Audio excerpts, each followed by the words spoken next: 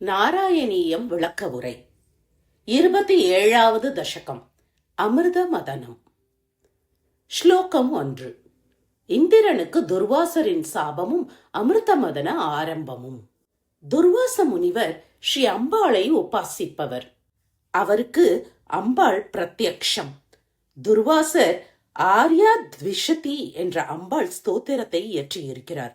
அதற்கு பலன் கூறுகையில், இதற்கு பலன் என்னால் கூற முடியாது, ஸ்ரீ அம்பாளால் தான் கூற முடியும் என்று கூறியிருக்கிறார். ஒரு சமயம் இந்திரன் ஸ்நானம் செய்துவிட்டு ஐராவதத்தின் மேல் ஏறி ஊர்வலமாக வருகையில் பலவிதமான நர்த்தனம், பாட்டு இவற்றில் ஈடுபட்டிருந்தான். அந்த சமயத்தில் இந்த துர்வாசர் இந்திரனிடம் ஒரு மாலையை கொடுத்தார். அவன் அதை உடனே ஐராவதத்தின் மேலே வைத்தான். அது உடனே அம்மாலையை கீழே தள்ளி மிதித்து விட்டது. இந்த மாலை துர்வாசருக்கு ஒரு தேவ ஸ்திரீனிடமிருந்து கிடைத்ததை நம்பூதிரி கூறியிருக்கிறார். மேலும் பல நூல்களில் கைலாசம் சென்று ஸ்ரீ அம்பாளை பூஜித்த சமயம் ஸ்ரீ அம்பாளினாலேயே துர்வாசருக்கு அம்மாலை கொடுக்கப்பட்டதாக கூறப்பட்டிருக்கிறது. மாலையை யானை காலால் மிதித்ததை கண்ட துர்வாசர் இந்திரனை பார்த்து, எந்த திரைலோக்கிய ராஜ்ய சம்பத்தின் காரணமாய் அம்பாளுடைய பிரசாதமான மாலையை அவமதித்தாயோ அந்த திரைலோக்கிய ராஜ்ய சம்பத்து உனது சத்துருக்களின் வசமாகட்டும் என்று சபித்தார். துர்வாசர் ஸ்ரீ பரமசிவனுடைய அம்சத்திலிருந்து உண்டானவர். துர்வாசர் இந்திரனை சபித்ததற்கு காரணம் தெய்வீகமான பிரசாதத்தை இந்திரன் பெரிதாக நினைக்காமல் இருந்ததுதானாகும். அவர் சபிக்காவிடனும் அந்த உத்தம தெய்வீக மாலையை அவமதித்ததற்கு கெட்ட பலன் இந்திரனுக்கு நிச்சயம் கிடைத்திருக்கும். அது இப்பொழுது துர்வாசரின் சாபத்தால் கிடைத்துவிட்டது. இதனால் மகான்கள் கொடுக்கும் பிரசாதத்தை வினயத்துடன் பெற்று க்ஷேமத்தை அடைய வேண்டும் என்று புலப்படுகிறது. ஸ்லோகம் 2. இந்திரன் முதலியோர் ஸ்ரீ நாராயணரை அடைதல். இந்திரன் செய்த தவறு தேவர்கள் எல்லோருக்கும் துன்பத்தை கொடுத்து விட்டது. துர்வாசர் இந்திரனுக்கு ராஜ்யம் போக வேண்டும் என்று மட்டும்தான் சபித்தார். அது பல இன்னல்களையும் கொடுத்து விட்டது. அசுரர்கள் தேவர்களை தோல்வியுறும்படி செய்து விட்டார்கள். ஆகவே எல்லோரும் பரமசிவனிடம் சென்று குறையை தெரிவித்தனர்.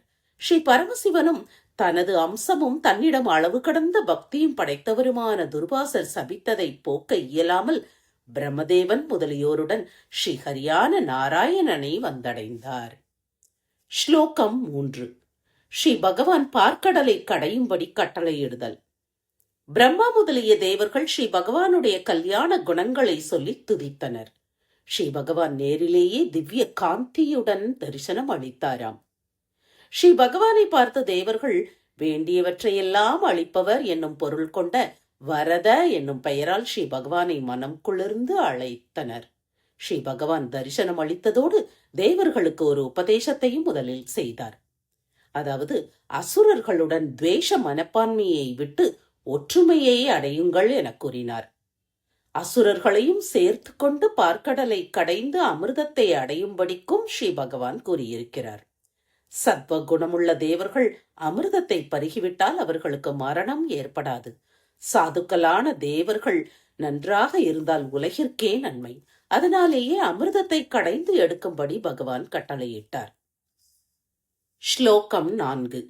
மந்திரமலையை பார்க்கடலில் சேர்ப்பித்தல். ஸ்ரீ பகவானுடைய கட்டளைப்படி தேவர்கள் அசுரர்களுடன் சந்தி, அதாவது ஒற்றுமை செய்து கொண்டனர். ஸ்ரீ பகவான் அவர்களுக்கு மந்திர பர்வதத்தை மத்தாக செய்து கொள்ளும்படியும் கட்டளையிட்டார். அதற்காக தேவர்களும் அசுரர்களும் சேர்ந்து மந்திரமலையை தூக்கி வந்தனர். அவர்கள் பெருமலையை தூக்கி வருகிறோம் என்று கர்வம் கொண்டனர். அப்பொழுது அவர்கள் கையிலிருந்து அம்மலை கீழே நழுவியது. ஸ்ரீ பகவான் உடனே தனது கையால் அம்மலையை கருடன் மீது எடுத்து வைத்து கடலில் கொண்டு சேர்த்தார். ஸ்ரீ பகவான் தன்னை பஜிக்கும் பக்தர்களாயினும் கர்வத்தை அடைந்தால் அதை போக்க சிறிது துன்பத்தை கொடுப்பார். அதனாலேயே அம்மலை கீழே நழுவியது.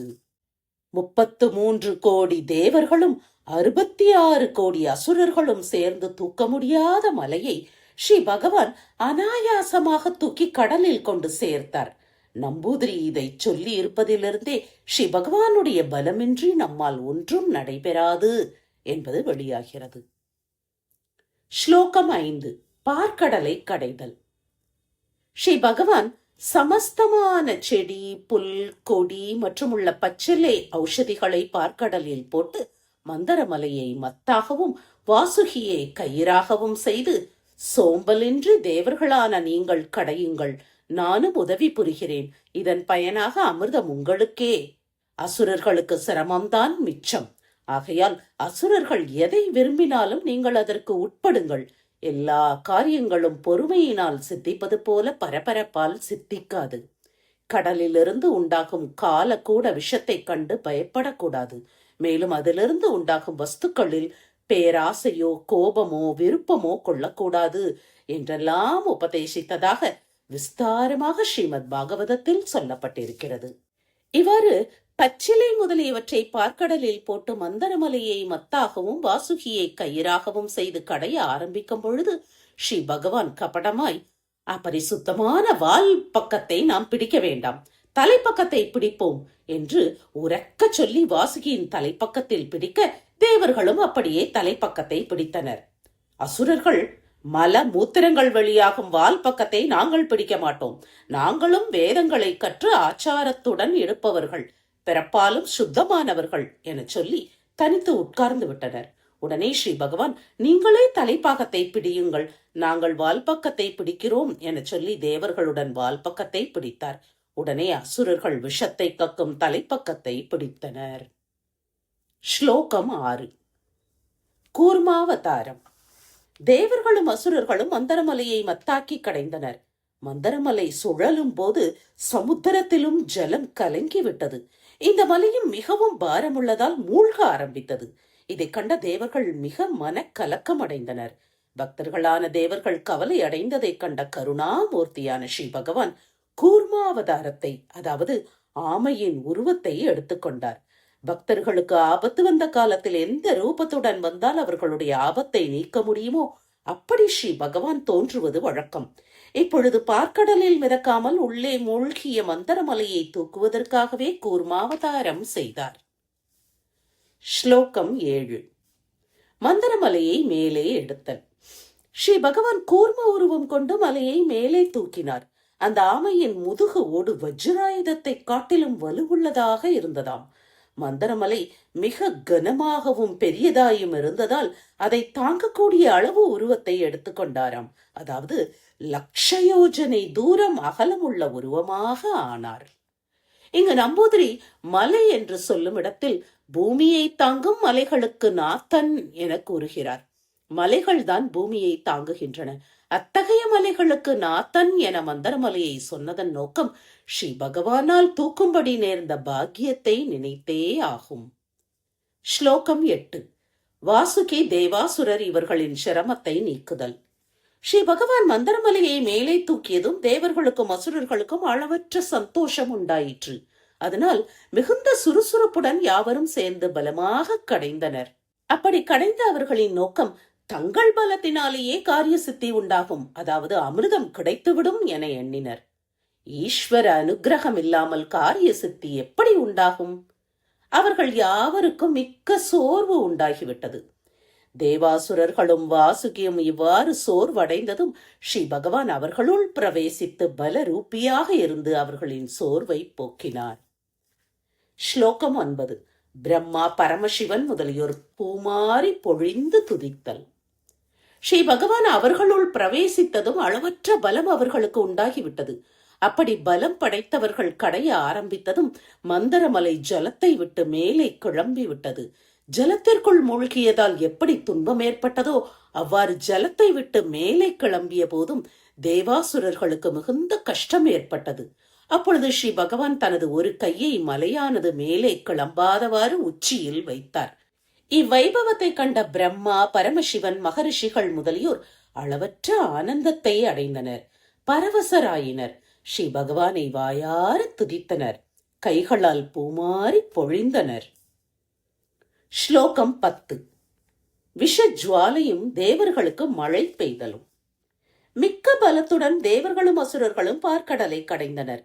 அசுரர்களோவெனில் வாசுகியின் தலைப்பாகத்தை பிடித்திருந்ததினால் அப்பாம்பின் முகத்திலிருந்து வந்த விஷக்காற்று அவர்களை மிகவும் வாட்டியது. தேவர்கள் தலைப்பாகத்தை பிடிக்காமல் வால் பக்கத்தை பிடித்திருந்ததாலும் ஸ்ரீ பகவானுடைய அனுக்கிரகம் தேவர்களுக்கு இருந்ததாலும் சிறிது தாபமே ஏற்பட்டது. பரம சாதுக்களான தேவர்களுக்கு அந்த சொல்ப தாபமும் கூடாது என ஸ்ரீ பகவான் கருணை கொண்டார். அக்கருணையினால் ஆகாசத்தில் மேகங்கள் வந்து குவிந்தன. தேவர்களுக்கு மட்டும் ஜலத்தை பொழிந்தன. அசுரர்களுக்கு ஸ்வல்பம் கூட அந்த மேகங்கள் வர்ஷிக்கவில்லையாம். இங்கு நம்பூதிரி தேவர்களுக்கு மட்டும் மழை பொழிந்தது என்று சொன்னாலே போதும், அசுரர்களுக்கு பொழியவில்லை என குறிப்பிட வேண்டியது இல்லை. அப்படி இருக்க இங்கு குறிப்பிட்டது ஸ்ரீ பகவானை பூஜிக்கும் பக்தர்களுக்கு எப்பொழுதும் க்ஷேமம் உண்டு. பகவானை பஜிக்காதவர்களுக்கு ஒரு காலம் க்ஷேமம் கிட்டாது, தாபமே ஏற்படும் என்பதை காட்டவே ஆகும்.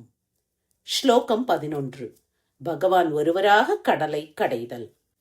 தேவர்களும் அசுரர்களும் பார்க்கடலை கடைந்தனர். தங்கள் பெரும் கூட்டமாக இருப்பதால் அமிர்தம் உண்டாகிவிடும் என்று எண்ணினார்கள். ஆனால் அமிர்தம் உண்டாகவில்லை. பயன் உண்டாகாதது மட்டுமின்றி பல ஜீவராசிகளுக்கு தொந்தரவும் ஏற்பட்டது. கடலில் உள்ள மீன் முதலிய ஜீவராசிகள் கடையும் வேகத்தில் மேலே கிளம்பி சுழன்றன. அப்பொழுது ஸ்ரீ பகவான் தேவர்களையும் அசுரர்களையும் கடைவதை நிறுத்தச் செய்து தான் ஒருவராகவே கயிறான வாசுகியை பிடித்துக் கொண்டு கடைந்தார். கடைய பெற்ற பார்க்கடலினின்று எப்பொழுது அமிர்தம் உண்டாகவில்லையோ அப்பொழுது ஒருவராலும் ஜெயிக்கப்படாத ஸ்ரீ பகவான் தானே கடைந்தார். இதிலிருந்து எவ்வளவு சக்தி இருந்த போதிலும் காரிய சித்திக்கும் தெய்வ பலமே தேவை என்பது வெளியாகிறது. ஸ்ரீ பகவான் கடைய ஆரம்பித்த பிறகுதான் அமிர்தம் வெளியாக போகிறது. ஸ்ரீ நாராயண நம்பூதிரி தெய்வ பலம்தான் முக்கியம் என்பதை மனதில் உணர்ந்து, ஓ குருவாயூரப்பா, ரோகத்தினின்று காக்க வேண்டும் என்று பொதுவாக சொன்னது ஸ்ரீ நாராயணியத்தை படிப்பவர்களுக்கும் ஸ்ரீ குருவாயூரப்பனை தரிசனம் செய்தவர்களுக்கும் மேற்படி பலன் கிடைக்க வேண்டும் என்பதை கருதியேயாம். அமிர்தமதன கதையை சொல்லத் தொடங்கிய ஸ்ரீ நாராயணியத்தின் 27வது தசகம் முற்றிற்று. ஸ்ரீஹரையே நமக. सर्वत्र गोविन्द नाम संकीर्तनं गोविन्द गोविन्द.